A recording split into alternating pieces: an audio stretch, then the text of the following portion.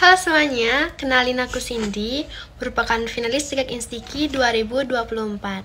Nah, di sini aku mau sharing ke kalian tentang pengalamanku mengikuti karantina kemarin selama 2 hari.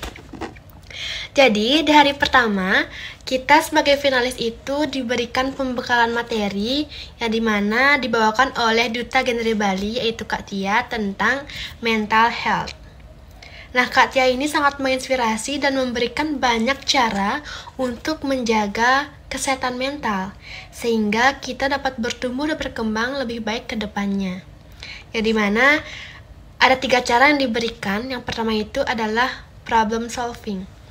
Ketika kita memiliki masalah, kita harus tahu jalan keluarnya dan mencari solusi untuk memecahkan masalah tersebut.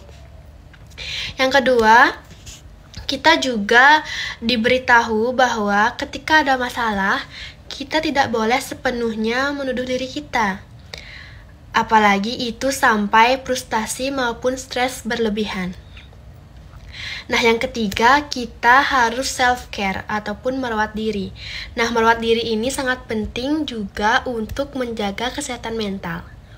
Kemudian selanjutnya, pembekalan materi dari Truno-Truni Denpasar yang dimana dibawakan oleh Kak Sita dan Kak Cesa. Kak Sita ini membawakan materi tentang public speaking yang tentunya sangat menjadi bekal untuk kita sebagai finalis untuk menjalin komunikasi yang baik. Dari seni berbicara, seni mengucapkan, seni berbahasa, itu juga tentang intonasi yang kita harus gunakan.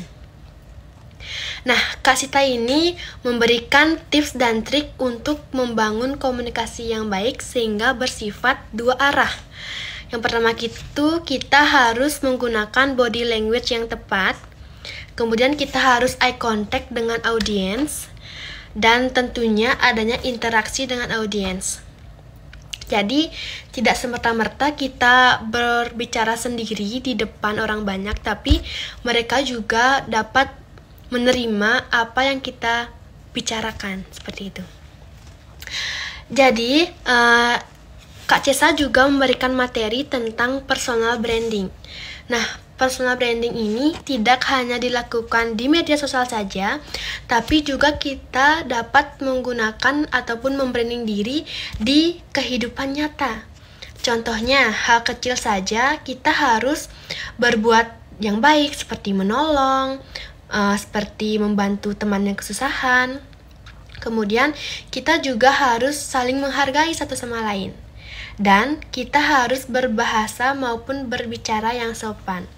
Nah, 3 hal itu juga dapat meningkatkan value dalam diri kita sehingga kita dapat membranding diri kita untuk berdampak positif bagi diri kita sendiri maupun bagi orang lain. Justru personal branding ini kita tunjukkan, kita perkenalkan pada orang lain bahwa kita memiliki value yang tersebut. Bagaimana cara kita untuk menunjukkannya? Lakukanlah hal-hal nyata terkait dengan value yang ingin kalian tunjukkan ke orang lain. Begitu. Kemudian ada juga pembekalan materi dari Ibu Wilda di mana terkait tentang communication skill. Jadi, dalam berkomunikasi kita harus memiliki 3 komponen penting. Yang pertama ada verbal. Verbal ini merupakan kita harus memilih kata yang akan kita gunakan untuk berbicara maupun berkomunikasi, sehingga nyaman didengar oleh audiens. Yang kedua ada non-verbal. Non-verbal ini merupakan pembahasaan yang kita gunakan sesuai dengan situasi dan kondisi yang kita hadapi. Kemudian yang terakhir interaksi. Interaksi ini bisa berupa eye contact dan dapat menimbulkan timbal balik maupun respon dari audiens. Nah, begitu dari hari pertama. Kemudian di hari kedua juga nggak kalah serunya.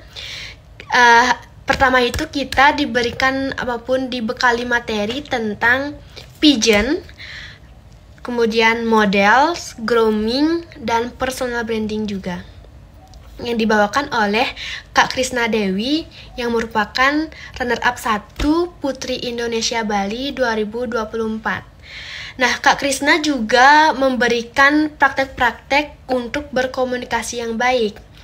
Begitu juga dengan personal branding, dan kita turun di dunia pigeon itu harus seperti apa dan bagaimana. Tentunya harus memiliki skill public speaking tersebut.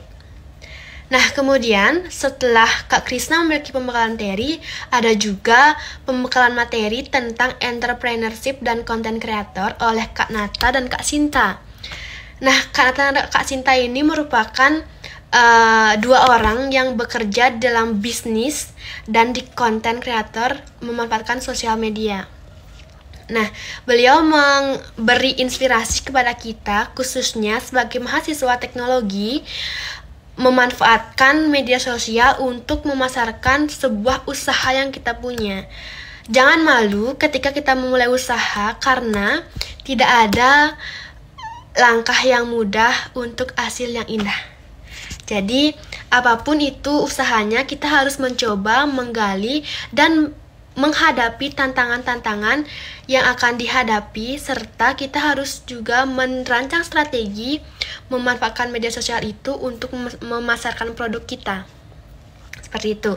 Nah, kemudian terakhir kita juga diberi beauty class ataupun tentang bagaimana cara kita untuk merawat diri. Artinya merawat kulit, merawat wajah, dan begitu juga untuk tata cara make up.